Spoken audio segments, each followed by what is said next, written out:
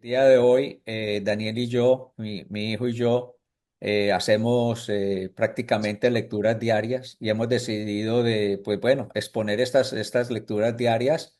Hemos decidido de pronto bajarlo a YouTube para que la gente, pues de pronto alguien muy necesitado puede estar necesitando de esta palabra, así como Daniel y yo la hemos necesitado y nos alienta mucho y nos educa mucho y nos da esa energía que tener esa relación con Dios es maravillosa, es bueno. Entonces, para comenzar, lo que queremos hacer es orar. Vamos a orar. Si Daniel quiere orar o yo oro, como quieras, Dani, papi, que Ora quieras. tú, ora Ok, tú, yo pa. voy a orar, Padre Celestial, en el nombre poderoso de tu Hijo amado Jesucristo. Nosotros te estamos dando gracias por el día de hoy. Vamos a leer una vez más tu palabra, Señor. La vamos a lanzar al aire esta vez, a ponerla en YouTube para que si algún alma necesita de pronto consuelo, necesita de pronto escuchar esta palabra, pues bienvenido sea. Esto lo hacemos nosotros de todo corazón porque Dios nos lo ha puesto en nuestros corazones. Y si Dios nos lo ha puesto en nuestros corazones, nosotros estamos llevando esto en obediencia a los pies de Cristo. Nosotros nos gozamos, Amén. nosotros nos gozamos y nosotros te vamos a dar la honra y la gloria a ti siempre, Señor, por todo lo que tú nos has dado, por todo lo que tú haces por nuestras vidas. Y si es motivo de que tú nos uses, Señor, para que tu palabra sea regada, esparcida a todas partes del mundo, que cualquier persona la oiga y se sienta identificado, sería bueno. Esto no es religión, esto solamente estamos hablando de una relación personal con Dios. Y queremos estudiar la palabra y queremos escudriñarla y queremos tener nuestras opiniones. Y si ustedes de pronto tienen alguna opinión, pues bueno, ya después nos lo dejarán saber. Pero en el nombre de Jesús comenzamos nosotros a leer esta palabra. Estamos nosotros, mi hijo y yo, estamos leyendo Mateo 17 y comenzaremos en ella. En el nombre de Jesús, amén. Amén. Bueno, papi, ¿tú quieres comenzar a leer Mateo 17? Nosotros estamos leyendo la versión de Reina Valera de 1960. Esa es la versión que estamos leyendo. Tenemos varias versiones, pero dentro de ese estudio podemos hacer pues muchas preguntas, podemos hacernos, nosotros mismos nos hacemos preguntas cuando estamos leyendo la palabra. Comenzamos en Mateo 17 porque Jesucristo pues estaba en el monte eh, eh, haciendo, se fue a orar con sus discípulos y comenzamos entonces así. En Mateo 17 uno dice, 6 días después Jesús tomó a Pedro, a Jacob y a Juan, su hermano, y los llevó aparte a un monte alto, o sea, los separó del resto de todos, me imagino que del resto de los otros discípulos o de los que estaban con él y se transfiguró delante de ellos. Ya habíamos mirado de que de pronto la transfiguración viene a ser como una imagen celestial, como una dimensión diferente de nuestro Señor Jesucristo, como una imagen más divina, ¿no? De la humana que tenía, porque se transfiguró. Sí, Y dice, y se resplandeció su rostro como el sol y sus vestidos se hicieron blancos como la luz. Y aquí le aparecieron Moisés y Elías. Habíamos discutido por qué se había aparecido de pronto Moisés y Elías, porque pues digámoslo así que Moisés era es como digámoslo así, el precursor de los judíos, quien los liberó y prácticamente es el líder dentro de los mismos judíos. Sigue siendo el líder de los judíos en estos momentos. Y Elías porque profetizó, y era uno de los profetas que Dios pues se llevó con vida, se lo llevó en un torbellino, se lo llevó en un carruaje de fuego. Eh, entonces, ya llegando, y estos dos estaban hablando con el mismo Jesús, o sea, Moisés y Elías estaban hablando con Jesús. ¿De qué hablaban? no sabemos. Bueno, dice aquí que he hecho una pequeña investigación donde dice el episodio en el que Moisés y Elías aparecen junto a Jesús se encuentra en el relato de la transfiguración, narrado en los evangelios de Mateo 17, capítulo 17, del 1 al 8, Marcos 9, del 12 al 8 y Lucas 9, 28 al 36. Su aparición tiene un profundo significado teológico y simbólico, porque ambos personajes representan elementos esenciales de la fe judía y la revelación divina. Dice, Moisés, representante de la ley. Moisés es el gran legislador de Israel, el que recibió los 10 mandamientos en el monte Sinaí y estableció el pacto entre Dios e Israel. Su presencia en la transfiguración simboliza la ley, la Torá, que era fundamental en la vida religiosa de los judíos y que aún lo es. Sigue siendo. Jesús, al dialogar con Moisés, muestra su relación con la ley, pero también que él la cumple y la perfecciona. Elías, representante de los profetas. Elías es uno de los profetas más importantes de Israel, conocido por su fervor en defender la verdadera adoración a Dios y confrontar la idolatría. Es también una figura escatológica que, ya que según Malaquías capítulo 4, versículo del 5 al 6, se esperaba que Elías volviera antes del día del Señor. Su aparición en la transfiguración indica que Jesús es el cumplimiento de las profecías y el Mesías prometido. ¿Cuál es la conexión entre Moisés, Elías y Jesús? Juntos, Moisés y Elías representan la totalidad de las escrituras judías, la ley y los profetas. Su presencia testifica que Jesús es el centro de la revelación divina y el cumplimiento del plan de salvación. Además, en este evento, los discípulos Pedro, Santiago y Juan escuchan la voz de Dios desde la nube diciendo, Este es mi Hijo amado, en quien me complazco, a él Claro, oír. claro. Esto indica que aunque la ley y los profetas fueron fundamentales, ahora todo debe centrarse en Jesús. Porque él Moisés y él, porque recordemos que él cuando vino, él cumplió la fe, la ley y la perfeccionó, porque antes no se podía, el sumo sacerdote lo que hacía era entrar a cada año para expiar los pecados del pueblo judío.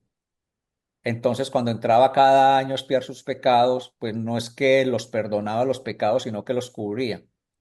Pero ya viniendo Jesucristo y al morir por cada uno de nosotros, el Cordero inmolado, ya ese Cordero es el sacrificio perfecto por toda la humanidad. dice, Moisés y Elías tuvieron encuentros significativos con Dios en montañas, Moisés en el Sinaí y Elías en el Horeb. La transfiguración ocurre también en una montaña, subrayando el simbolismo de la cercanía a Dios. Ambos experimentaron aspectos sobrenaturales relacionados con sus muertes. La sepultura de Moisés fue desconocida. Deuteronomio 34, del 5 al 6. Y Completamente. Elías fue arrebatado al cielo en un torbellino.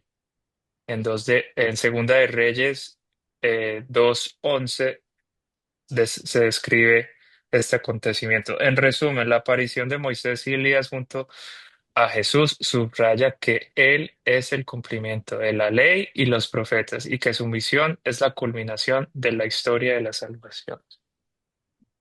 Perfecto. Ahora vamos al capítulo, al versículo 4 que dice, entonces Pedro dijo a Jesús, Señor, porque Pedro estaba ahí, entonces Pedro lo vio, porque dije, Señor, bueno es para nosotros que estemos aquí. O sea, estaba fascinado de estar ahí viendo a la transfiguración y viendo a Moisés y a Elías con nuestro Señor Jesucristo. Dice, si quieres, hagamos aquí tres enramadas, una para ti, otra para Moisés y otra para Elías.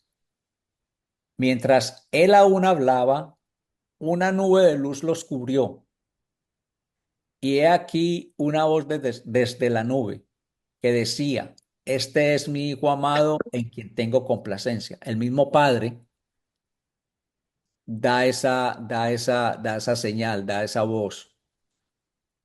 A él oíd.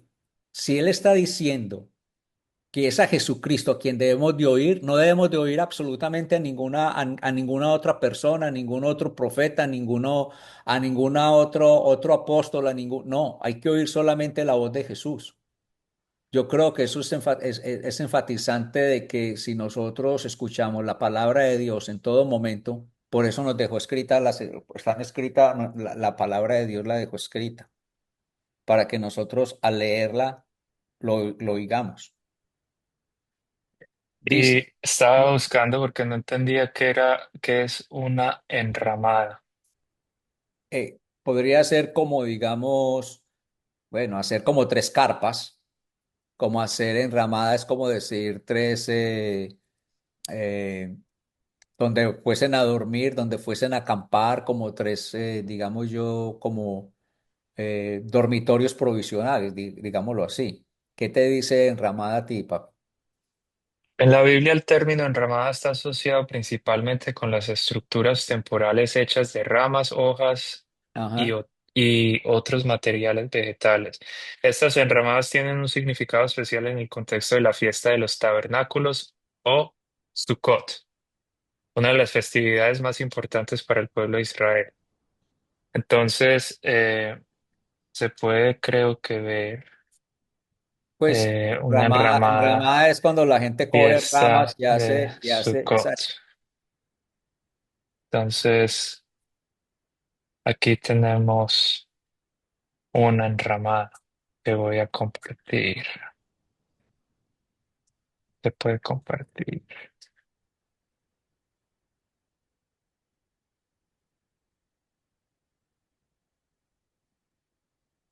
Es como, ¿cómo claro, es? claro, es que son enramadas hechas prácticamente. La gente coge ramas, la gente coge paja, es como unas chozas pequeñas, pero son provisionales como para el momento.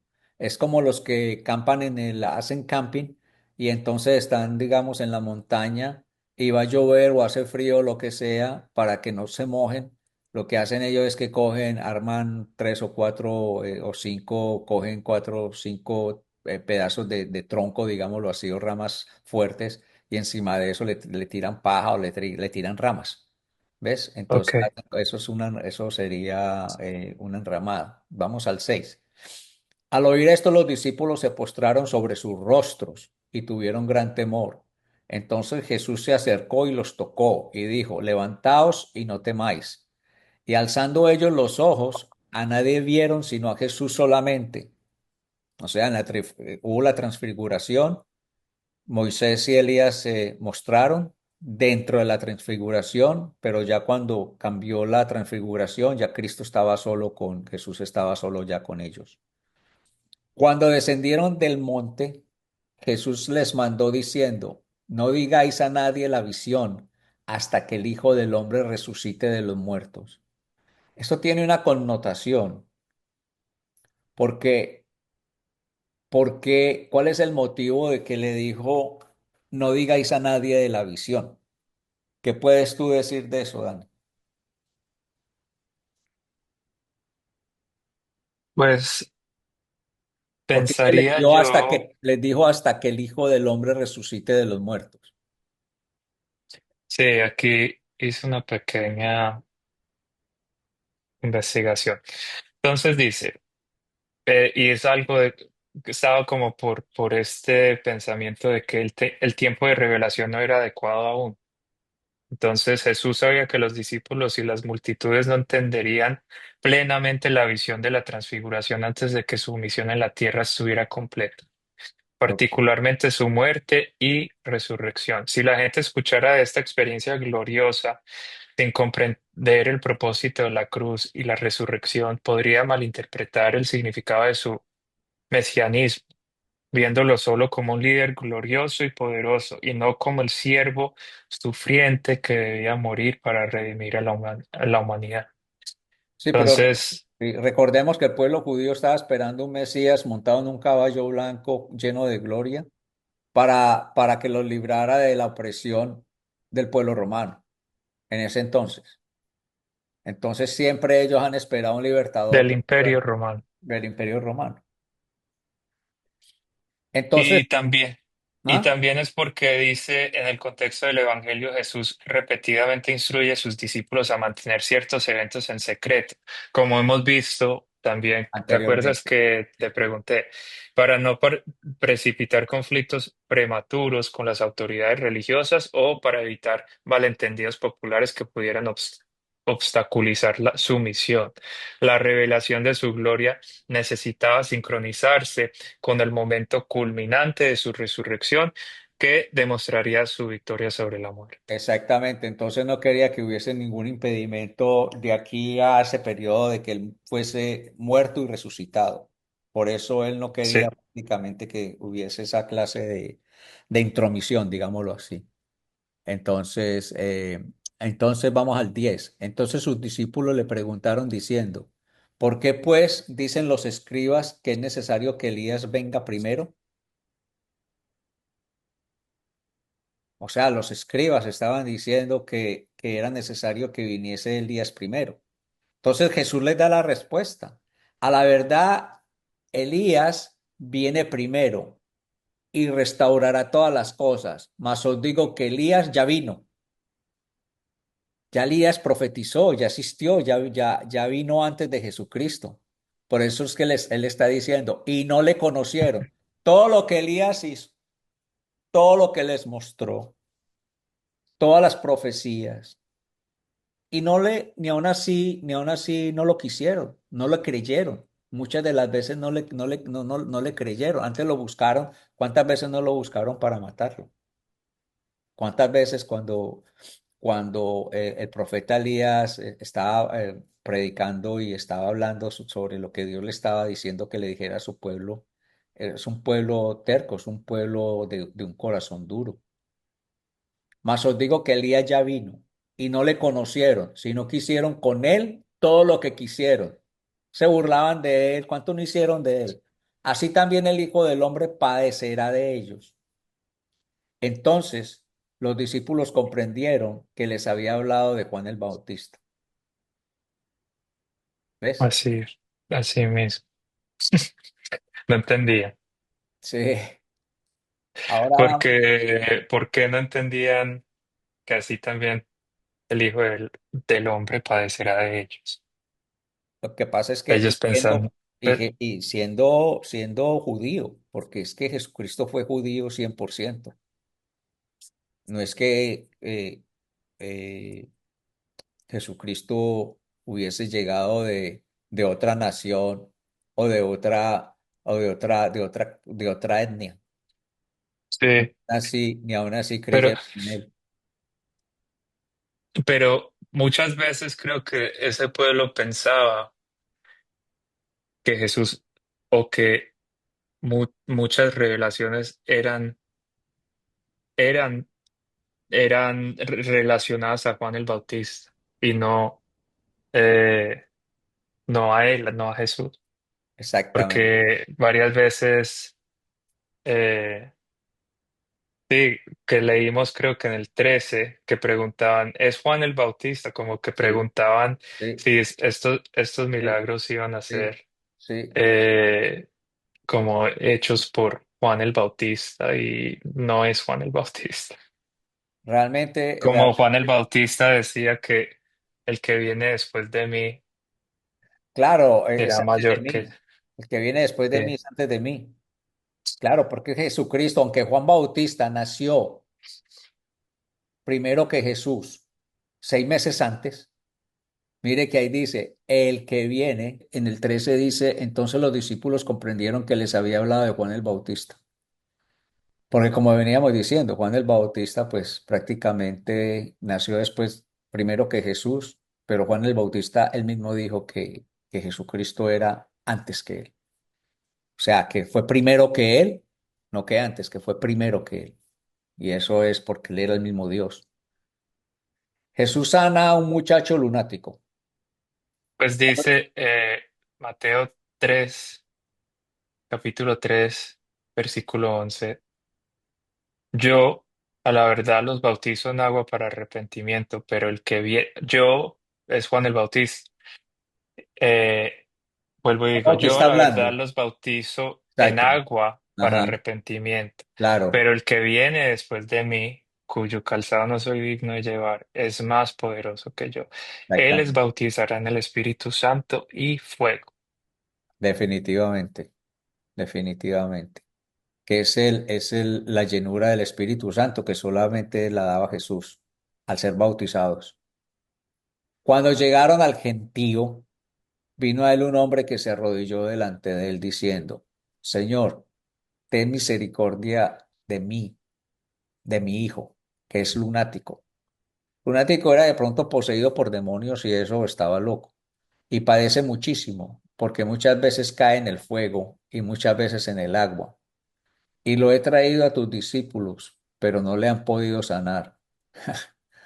O sea, ni los discípulos podían, pues que andaban con Jesús, anduvieron con Jesús, no podían ni siquiera eh, tener esa habilidad o ese poder de poder sanar esta clase de enfermedad, esta clase porque era el hijo de este señor era lunático. Respondiendo Jesús dijo, oh generación incrédula y perversa, ¿hasta cuándo he de estar con vosotros? ¿Hasta cuándo os he de soportar? Traédmelo acá. Y reprendió Jesús al demonio. Lo que pasa es que el niño tenía un demonio. ¿Qué clase de demonio? Debería ser un demonio, superdemonio, porque si ni los apóstoles pudieron sacarlo, Pero no entonces, tenían, por eso es que él dice, que no tenían fe, ¿no? Porque es que les dice, dice, oh generación incrédula y perversa. no creían que lo podían Por algo sacar. les dijo perversos. Es que Jesucristo en ese tiempo también era enfático. No era que trataba con amor, pero también los trataba con vara. Los trataba también, no, o sea, no era que, eh, porque la palabra de Dios dice que Él es amor, pero que también Él es fuego consumidor, para que le dijera que eran incrédulos y perversos, porque o sea, seguramente no tenían la suficiente fe para creer en lo que, en el poder de Dios.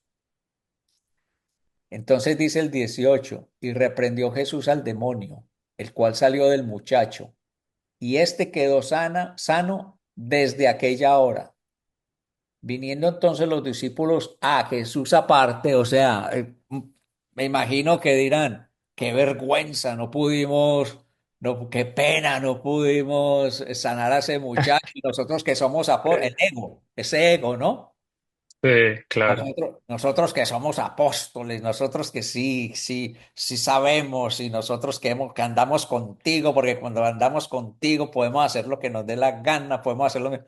Entonces lo llamaron aparte, no es que él, no, aparte, o sea, como quien dice, dijeron, ¿por qué nosotros no pudimos echarlo fuera? Nosotros es todos. Jesús les dijo, por vuestra poca fe. Es que a eso es lo que tú y yo hemos hablado antes, que aún los Ujú. apóstoles que anduvieron con Jesús tenían muy poca fe a veces. Yo creo que era porque Cuestionaban estaban mucho. siendo bautizados con el Espíritu Santo todavía, porque el Espíritu Santo es el que te da el valor y te da la fortaleza de poder hacer las cosas, te da esa fe y esa convicción sin tener miedo a nada, porque El, el amor, dice la palabra de Dios que el amor echa afuera todo temor. Entonces todo temor es duda. Por eso es bueno uno que afianzarse a las cosas de Dios. Entonces uno dice, yo soy cristiano y a veces tengo temor. Pues lógico. Somos seres humanos. Yo soy cristiano y a veces tengo dudas, lógico. Yo soy cristiano y a veces no sé qué me va a pasar mañana, pues lógico, porque no sabemos qué va a pasar el día de mañana. Nosotros de la noche a la mañana, hoy estamos bien, mañana a lo mejor no sabemos. Por eso es que tenemos que depender día a De día a Dios de nuestro Señor Jesucristo. también que hemos visto que muchas veces ellos dudaban, como Pedro, cuando Jesús se le apareció a los discípulos en el mar de Galilea, que ellos pensaban que era un fantasma. Y, y Jesús le dijo a Pedro que ven a mí. Sí, Y claro. él no creía que él podía Porque cómo va? ir a él No, y aparte de eso, le desde dije, soy desde la yo, barca. soy Sí. yo. y le dice Pedro, ¿puedo ir a donde ti? Sí, ven, pero también, primero, es que mira cómo eran los apóstoles. Primero, ellos estaban con Jesús, ¿ok? Después, creen que Jesús es un fantasma. Después, o sea, eso es incredulidad. Yo creo que lo del fantasma es porque tal vez en ese tiempo existían tradiciones y cosas que tal vez la gente decía, un fantasma, un fantasma, un fantasma, muchas cosas. Pero si estaban andando con Jesús, ¿cómo iban a dudar de Jesús si estaban con ellos? Después, Pedro, caminando en el agua, flaqueó su fe y se hundió, después de estar caminando en el agua. O sea, dudó al final. Muchas veces uno dice, sí, Dios existe, Dios es bueno, Dios me va a ayudar. Sí, pero no llega al trabajo. Wow, la enfermedad, sí, pero no me sano. Entonces te estás hundiendo en ese mar. ¿Ves? No estás. Aquí Mateo 14:28. O comencemos desde el 24. Y ya la barca estaba en medio del mar, azotada por las olas, porque el viento era contrario. Mas a la cuarta vigilia de la noche, Jesús vino a ellos andando sobre el mar. Y los discípulos viéndole andar sobre el mar, se turbaron, diciendo, un fantasma. Y Todos, dijeron voces todos. de miedo. Pero enseguida Jesús les habló diciendo, tened ánimo, yo soy, no temáis. Entonces le respondió Pedro y dijo, Señor, si eres tú, manda que yo vaya a ti sobre las aguas. Si eres tú, todavía dudando. Él hablándole, Sí, Jesucristo diciendo que soy yo, no temáis. Y el mismo Pedro, sí, ¿sí me entiendes? Como, ok, no sé si que me estás engañando, ok. ¿Me entiendes? Como que dice, oye, ¿por qué? A ver, ordena que yo vaya sobre las aguas. Aún así, aún así, sí. aún así el hombre, mira, tú y yo que estuvimos en Israel, que te lo digo siempre, cuando que estuvimos en Israel, Un paréntesis que a veces yo no entendía muy bien el 25 que dice, más a la cuarta vigilia de la noche. Entonces a veces es bueno, no, ¿cuál es la cuarta vigilia de la noche? ¿cuál es la cuarta vigilia? Dice, la cuarta vigilia de la noche es un término que proviene de la forma en que los judíos y los romanos dividían el tiempo nocturno en periodos. Según la tradición romana, la noche se dividía en cuatro vigilias, cada una aproximadamente 3 horas. Primera vigilia de 6 de la noche a 9 de la noche. Segunda vigilia de 9 de la noche a medianoche. Tercera vigilia de medianoche a 3 de la mañana y cuarta vigilia de 3 de la mañana a 6 de la mañana. Wow. Entonces la cuarta vigilia era de 3 de la mañana a 6 de la mañana, o sea, bien, bien, bien Bien antes al del amanecer. amanecer, Sí, bien antes del amanecer, exactamente, que es la cuarta vigilia. Sí, es maravilloso para cuando uno entiende todos estos conceptos. La Biblia no es solamente uno leerla y leerla, la Biblia hay que estudiarla. Cuando tú y yo nos ponemos, que te está diciendo en Israel, todos los lugares que nosotros fuimos, porque tú y yo fuimos, no tuvimos un guía, simplemente que nos dio por ir y comenzamos a ir a sitios que estuvimos en Masá y en los lugares que estuvimos. eh, cómo mirábamos, por, más que todo, no en Tel Aviv, porque Tel Aviv es como un Miami, que es como un South Beach, que es una cosa que es una locura. Pero en Jerusalén prácticamente es muy religioso y la gente es muy dura, la gente no tiene, ellos no te hablan, no son amistosos, te miran a veces hasta con desprecio. Cuando estuvimos en la vieja Jerusalén, que estuvimos adentro de la vieja Jerusalén, cómo el judío ortodoxo menosprecia al que no lo es, no haciendo pues, digámoslo, trayéndolo todo alrededor, cómo escupen a las personas que no creen en lo que ellos realmente creen, o sea, no tienen un amor, lo que tienen es religiosidad y costumbres que han sí, traído desde mucho acá. Entonces, prácticamente nosotros vemos que que Pedro y los apóstoles, pues todos eran judíos. De pronto venían con todas esas, venían con todas esas tradiciones y con todos esos pensamientos.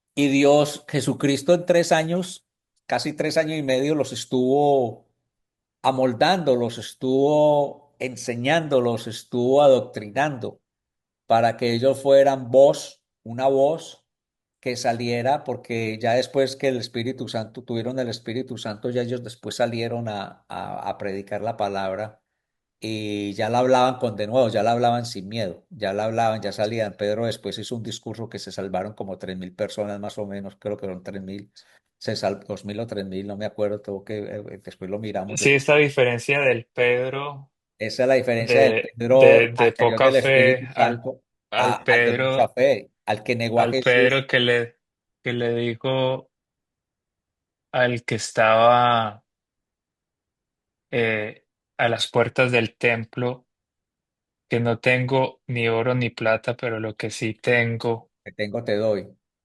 te Claro, doy. claro. Y Levántate en el nombre de Jesús. claro, Y